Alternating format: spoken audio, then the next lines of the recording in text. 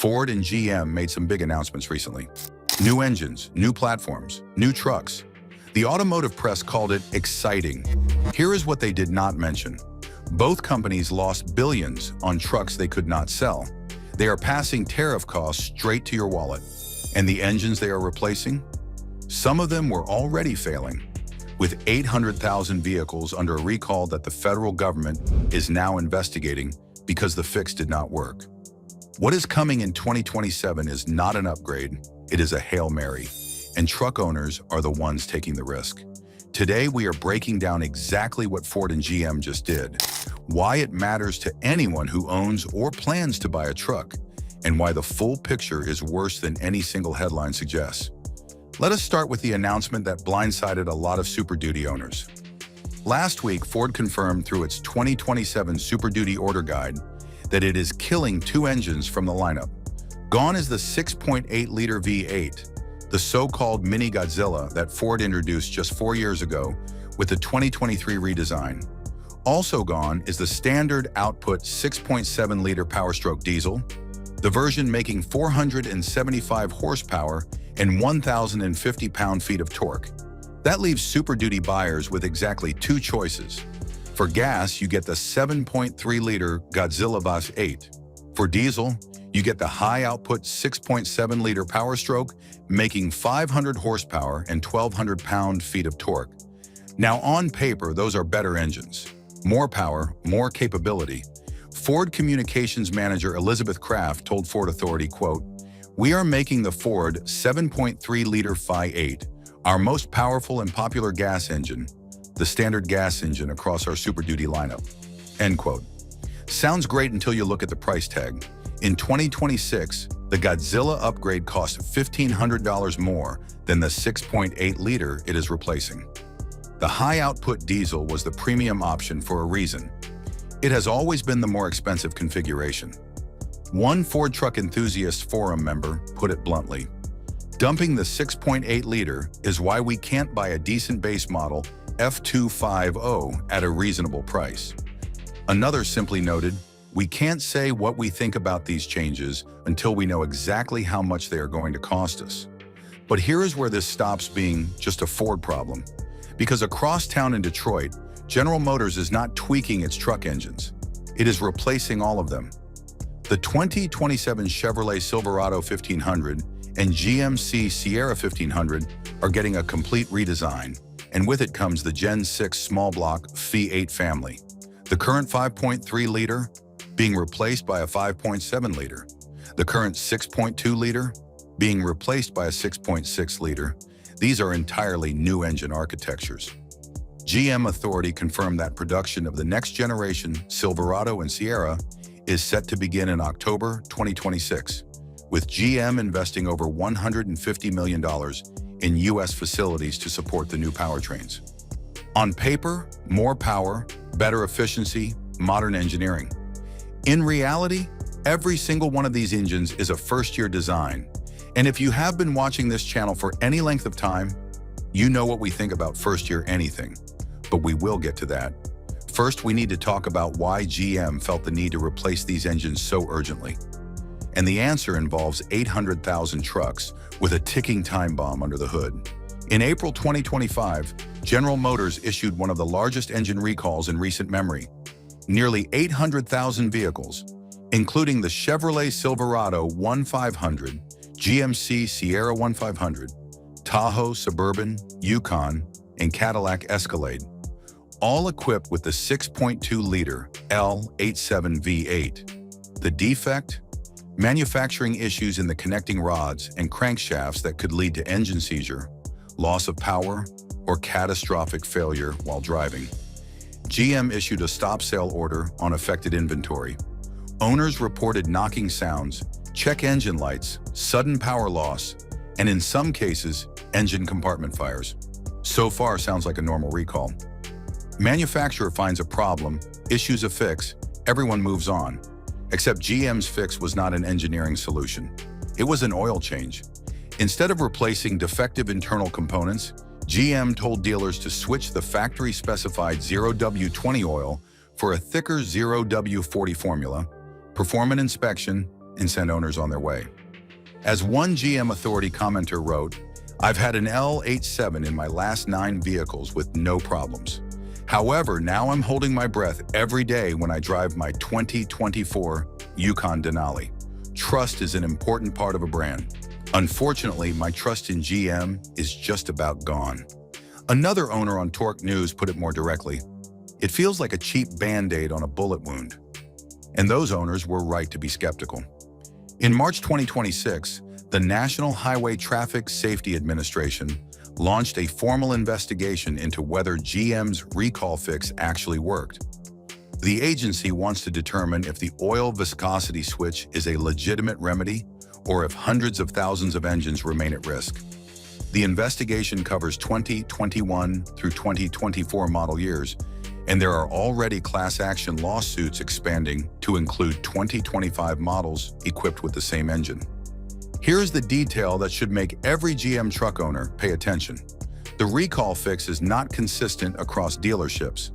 Some owners report getting full engine replacements. Others got the oil swap and an inspection. Some were told their truck passed. Others with identical trucks were told theirs failed. One owner on GM Authority described his experience with his 2022 Silverado. Called tow service and sent to dealer. 2022 Silverado 6.2-liter, 34,000 miles on the odometer. Engine ordered. His engine failed at 34,000 miles on a truck that stickers for over $70,000. And if you think GM is going to slow down and fix what is broken before launching what is next, they are not. They are already building the factories.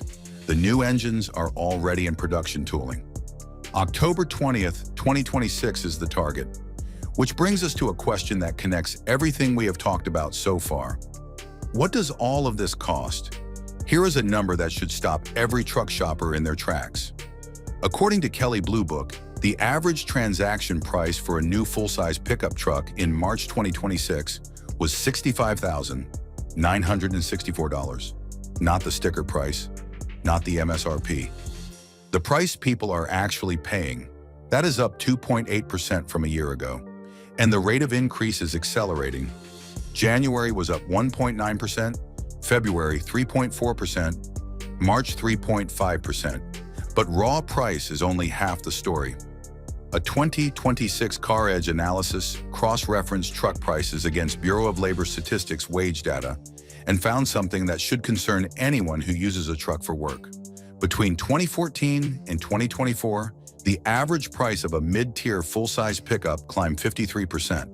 The average blue-collar wage over that same period? Up 38%. Truck prices are now rising nearly 40% faster than the wages of the people who need them most: electricians, construction workers, contractors, and fleet operators. And the manufacturers are not helping. Both Ford and GM now charge $2,795 in destination fees alone. That is a line item you pay before you even negotiate the purchase price. For GM, that represents an $800 increase, 40% in less than a year. For Ford, it is an $1,100 increase since 2020. When a so-called fee adds almost $3,000 to the price of a truck before you even sit down at the dealer's desk, it stops being a fee and starts being a pricing strategy. Then layer on tariffs. GM reported $3.1 billion in gross tariff costs in 2025 and expects $3 to $4 billion more in 2026. Ford estimated its 2025 tariff hit at roughly $2 billion. Those costs do not evaporate. They get baked into the price of every truck rolling off the line. Ford already raised prices on the Maverick, Bronco Sport, and Mach-E in 2025 after tariffs took effect, and analysts expect further increases across the F-Series lineup as parts tariffs continue to bite. So we have trucks that already cost $66,000 on average, destination fees climbing 40% in a year, tariff costs in the billions being passed to buyers, and wages that cannot keep up. But here's the part that ties it all together. The reason both Ford and GM are scrambling to restructure their truck lineups is not because they had a better idea. It is because their last idea nearly bankrupted them. This is the section that changes how you look at everything we have covered so far. Ford's electric vehicle division, Model E, lost $4.8 billion in 2025. Not revenue shortfall, operating loss. CFO Sherry House confirmed the unit would lose another $4 to $4.5 billion in 2026, with the break-even target pushed back to 2029. In December 2025, Ford announced a $19.5 billion write-down related to its EV strategy. The company expects another $7 billion in special charges over 2026 and 2027 to scrap its old EV approach and dispose of assets that no longer fit. GM is not far behind. The company has recorded $7.6 billion in EV-related write-downs. It is actively shifting production at a Michigan plant from electric vehicles back to profitable gasoline-powered trucks and SUVs. CEO Mary Barra told investors the company is increasing U.S. production to an industry-leading 2 million units, the vast majority of which will be gas-powered trucks and SUVs.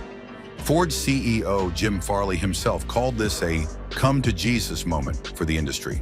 He described 3 simultaneous perfect storm threats that he considers existential for American automakers. And in April 2026, Ford's EV chief Doug Field left the company as part of a broader restructuring. There will not be a direct replacement. Now connect the dots. Both companies dumped tens of billions into electric truck strategies that failed. Both are now pivoting back to combustion engines with urgency. Both are launching entirely new engine families. Ford with a simplified 2-engine Super Duty lineup, GM with a ground-up Gen 6 V8 architecture, while simultaneously hemorrhaging money. And both are asking you, the truck buyer, to be the first person to test these new powertrains in the real world. This is where the first-year redesign problem becomes critical. We have talked about this pattern on this channel before, and it applies to every manufacturer: Toyota, GM, Ford, Ram, all of them. The last year of an outgoing generation is almost always more reliable than the first year of the new one. The factory has had years to sort out tolerances. The supplier chain is dialed in. The service bulletins have been written, applied, and resolved. Then the new generation arrives and the clock resets to 0. GM's current 6.2-liter was supposed to be a proven, reliable engine, and it turned into an 800,000 vehicle recall with a federal investigation. Ford's 6.8-liter was supposed to be the affordable future of the Super Duty, and it lasted exactly 4 model years before getting axed. The 3.0-liter Duramax diesel that some GM owners switched to in order to escape the 6.2-liter V8 problems, it is now facing its own thrust-bearing crisis, with GM issuing Service Bulletin 25-NA-307 to address crankshaft movement that can lead to erratic oil pressure and total engine destruction. So when GM tells you the new 6.6-liter Gen 6 V8 is going to be better, or when Ford says the Godzilla is the only gas engine you need, the track record says, wait. Let someone else discover the manufacturing tolerances that were not quite right, the bearing surfaces that were not adequately tested, the software calibrations that need 2 service bulletins to sort out.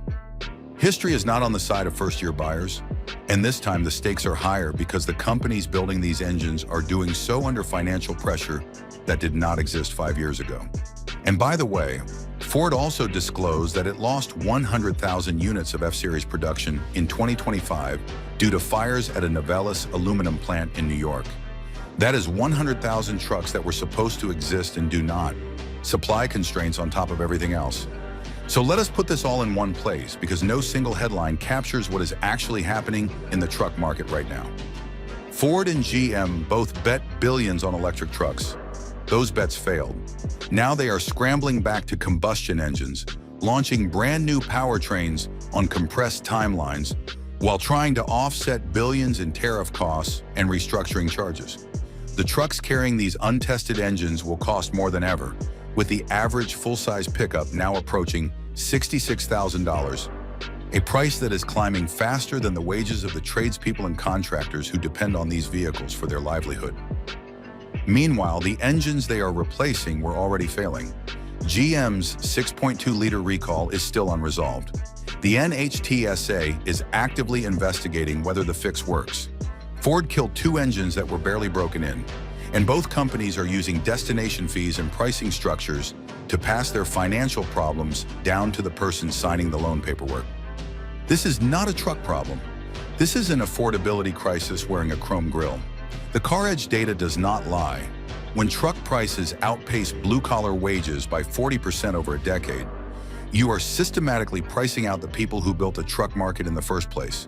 The contractors running F-250s, the ranchers pulling livestock trailers with Silverados, the small business owners who need a capable truck and cannot afford to be a beta tester for a first-year engine. And the base trims that used to be the entry point, they are vanishing. CarEdge found that out of 73,000 new Ram 1500s available nationally in early 2026, just 2,200 were the tradesmen. The most affordable configuration. That is 3% of available inventory. The manufacturers are not just raising prices, they are eliminating the affordable options entirely and calling it aligning with customer demand. Here is what that means in real dollars. The average monthly finance payment on a new vehicle hit $760 in January 2026, according to J.D. Power. That is up $24 from a year earlier. On a full-size truck at $66,000, you are looking at payments that rival a mortgage in some markets. And unlike a house, a truck loses value the moment you drive it off the lot, especially if it is a first-year redesign with unproven engines and no long-term reliability data. If you are currently in a 2021 through 2024 GM truck with a 6.2-liter, do not accept the oil change as a complete fix. Demand an extended powertrain warranty. Document everything. If you are shopping for a new truck right now, the smartest money is on the outgoing 2026 models with proven powertrains. The last year before the new architectures take over.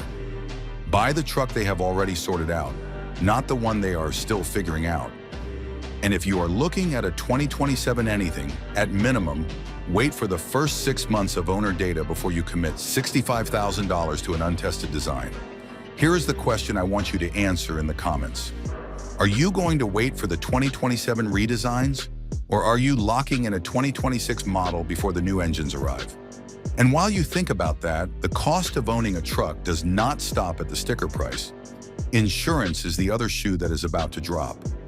Go watch our video on why insurance prices are skyrocketing for specific cars in 2026, because some of the trucks on this list are right in the crosshairs.